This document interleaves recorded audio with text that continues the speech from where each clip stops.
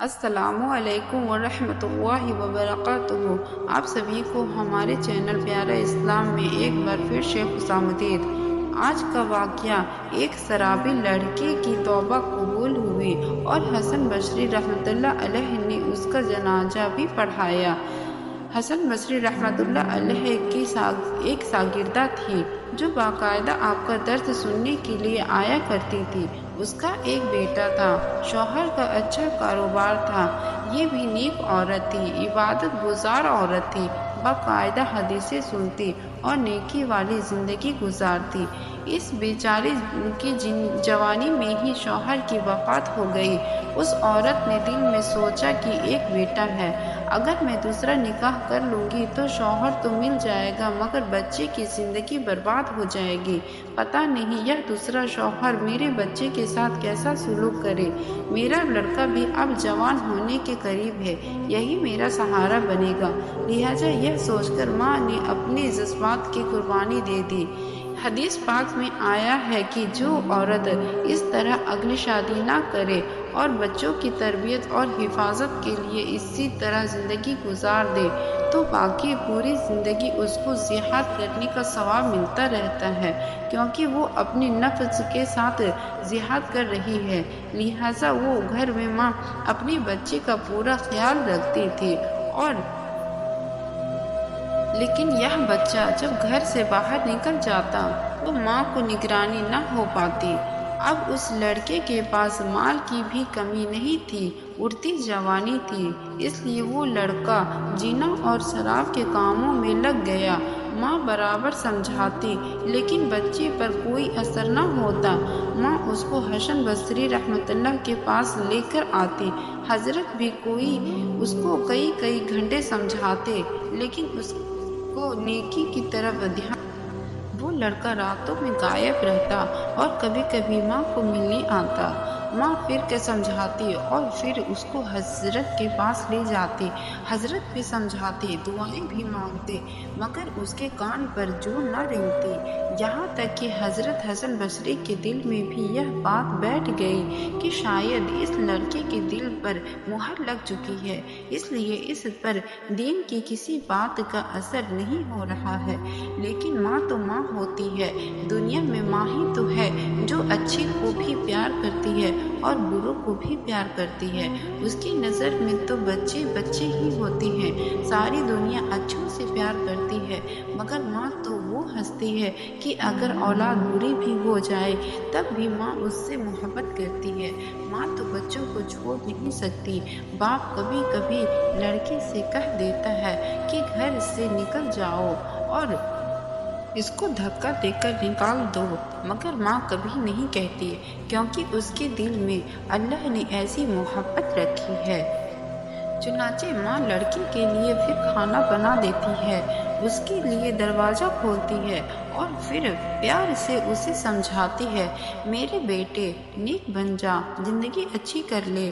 اب دیکھیے اللہ کی شان کہ کئی سال برے کاموں میں لگ کر اس لڑکی نے اپنی صحت برباد کر لی ہے، اور ڈاکٹروں نے بتایا کہ اس لڑکے کو کوئی ایسی بیماری لگ گئی ہے جس کا کوئی علاج ہی نہیں ہے۔ زنا کے کاموں میں پڑ کر ٹی.بی تو ہو ہی جاتی ہے، تو اس لڑکے کو کوئی لا علاج بیماری لگ گئی ہے۔ لہٰذا اب اس لڑکے میں اٹھنے بیٹھنے کی بھی ہمت نہ رہی اور بستر پر پڑ گیا، اتنا کمزور ہو گیا کہ اب اس کو آخرت کا سفر نظر آنے لگا۔ ماں پھر بھی پاس بیٹھی ہوئی محبت سے سمجھا رہی ہے، اے میرے بیٹے، تو نے جو اپنی زندگی میں جو کرنا تھا وہ سب جی بھر کر کر لیا، اب موت کا وقت قریب ہے، اس لیے اللہ سے معافی مانگ لے، توبہ کر لے، اللہ تعالیٰ گناہوں کو معاف کرنے والا ہے۔ جب ماں نے پھر پیار و محبت سے سمجھایا تو اس لڑکے کے دل پر کچھ اثر ہوا، کہنے لگا، ماں میں کیسے توبہ کروں، میں نے تو بہت بڑے بڑے گناہ کیے ہیں۔ ماں نے کہا، بیٹا تم پریشان نہ ہو، میں حضرت حسن بصری سے پوچھ لوں گی۔ لڑکے نے کہا، امی جان آپ ایسا کریں کہ حسن بصری رحمۃ اللہ علیہ کے پاس جائیں اور حضرت کو بلا کر لے آئیں، میں ان کے ہاتھوں پر توبہ کروں گا۔ ماں نے کہا ٹھیک ہے بیٹا، میں حضرت کے پاس جاتی ہوں۔ لڑکے نے کہا امی جان، اگر آپ کے واپس آنے سے پہلے میری موت ہو جائے تو آپ حسن بصری رحمۃ اللہ علیہ سے کہنا کہ میرے جنازے کی نماز بھی وہی پڑھائے۔ چنانچہ ماں حسن بصری رحمۃ اللہ علیہ کے پاس گئی۔ حضرت اس وقت کھانا سے فارغ ہوئے تھے اور تھکے ہوئے تھے اور لوگوں کو حدیث کا درس بھی دینا تھا، اس لیے تھوڑی دیر کے لیے لیٹنا چاہتے تھے۔ ماں نے دروازہ کھٹکھٹایا، پوچھا کون؟ عرض کیا حضرت میں آپ کی شاگردہ ہوں، میرا بچہ موت کی حالت میں ہے، میرے بچے کو توبہ کرا دے۔ حضرت نے سوچا کہ اب پھر وہ لڑکا مجھے دھوکہ دے رہا ہے، پھر وہ میرا وقت برباد کرے گا اور اپنا بھی کرے گا۔ سالوں گزر گئے، اب اس لیے حسن بصری کہنے لگے کہ میں اپنا وقت کیوں برباد کروں، میں نہیں جاؤں گا۔ ماں نے کہا حضرت اس نے تو یہ بھی کہا ہے کہ اگر میری موت ہو جائے تو میرے جنازے کی نماز بھی حسن بصری ہی پڑھائے۔ حضرت نے فرمایا کہ میں اس کے جنازے کی نماز بھی نہیں پڑھاؤں گا، اس نے تو کبھی نماز ہی نہیں پڑھی ہے۔ اس لیے اب وہ بیچاری ماں شاگردہ تھی، چپکے سے اٹھی، غمگین دل ہے۔ ایک طرف بیٹا بیمار، دوسری طرف حضرت کا انکار، اس کا تو غم دگنا ہو گیا۔ وہ بیچاری آنکھوں میں آنسو لیے ہوئے اپنے گھر کی طرف واپس آئی اور زور و قطار سے رونے لگی۔ لڑکی نے ماں کو زور و قطار روتا دیکھا تو لڑکے کا دل موم ہو گیا اور کہنے لگا امی آپ کیوں اتنا زور و قطار رو رہی ہیں؟